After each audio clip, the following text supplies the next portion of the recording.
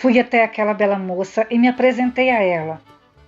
Começamos a conversar. Seu nome era Marta. Eu perguntei se ela morava por ali, pois nunca tinha visto por aquelas redondezas e ela me disse que sim, que não morava longe. Eu perguntei se quando ela fosse embora eu poderia acompanhar a bela moça. Ela sorriu e me disse que eu era muito cavalheiro e educado e que o convite estava aceito. E, se passado um pouco mais das 2 horas da manhã, ela me disse que teria que ir embora. Eu pedi um minuto para avisar ao meu patrão que iria acompanhar uma bela moça até a sua residência e assim foi feito. Eu acompanhei Marta até a porteira de sua casa. Ela me deu um beijo no rosto como forma de agradecimento por ter sido acompanhada e eu ter sido muito cavalheiro com sua pessoa. E quando eu ia voltando à fazenda, comecei a ouvir uns barulhos e algo que me acompanhava por dentro da lateral da mata. Eu parava e aquele barulho também parava. Sons de galhos secos se quebrando ao pisar. Pensei em se tratar de uma onça ou algum outro animal de porte médio para grande.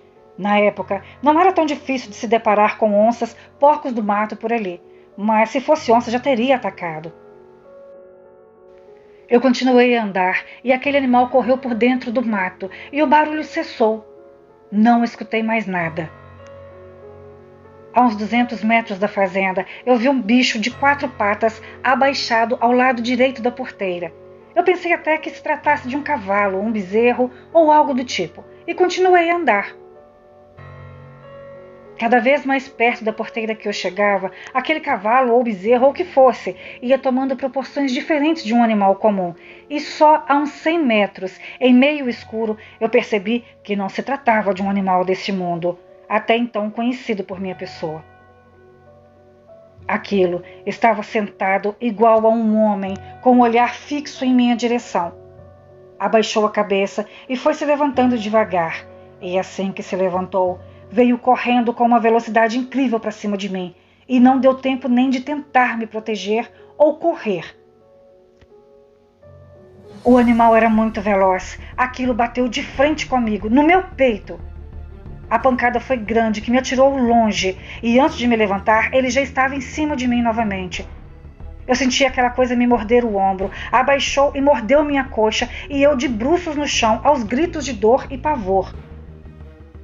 Aquilo, com uma das patas, me segurava de alguma forma, e com outra arranhou minhas costas. Ele roncava, uivava, babava em minhas costas, e o momento era de pavor absoluto.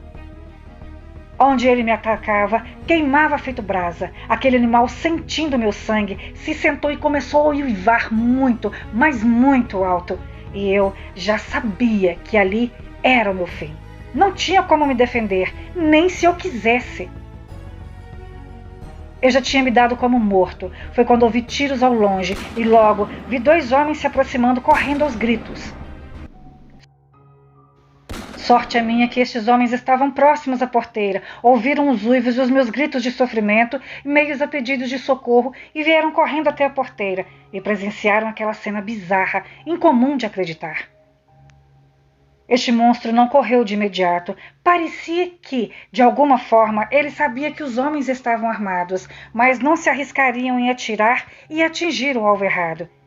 Parecia ter consciência e plena dominação, controle daquela situação absurda. Então, os homens, não tendo como se arriscarem por estar escuro e a visibilidade ofuscada, começaram a atirar para o alto.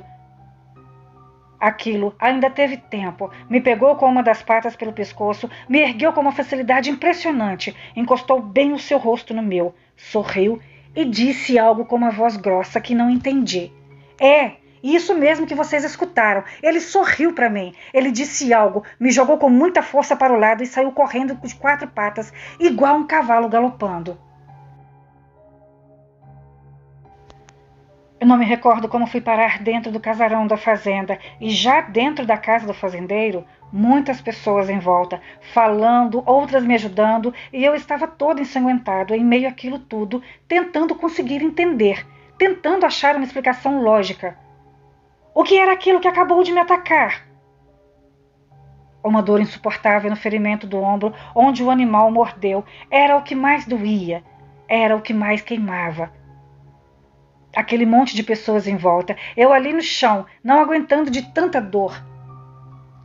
Eu perdi a consciência novamente e acordei no dia seguinte com a cunhada do fazendeiro ao meu lado e os ferimentos ainda queimavam. Estavam cobertos por pedaços de panos limpos e uma espécie de pomada.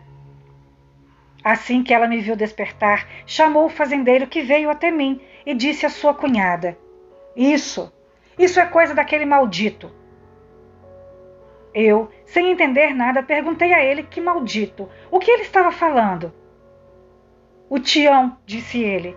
Eu falei que não era o Tião que me atacou. Disse que foi um bicho que ora ficava em pé, outra hora igual a um cavalo. E o fazendeiro, me interrompendo, disse: Então, era um maldito.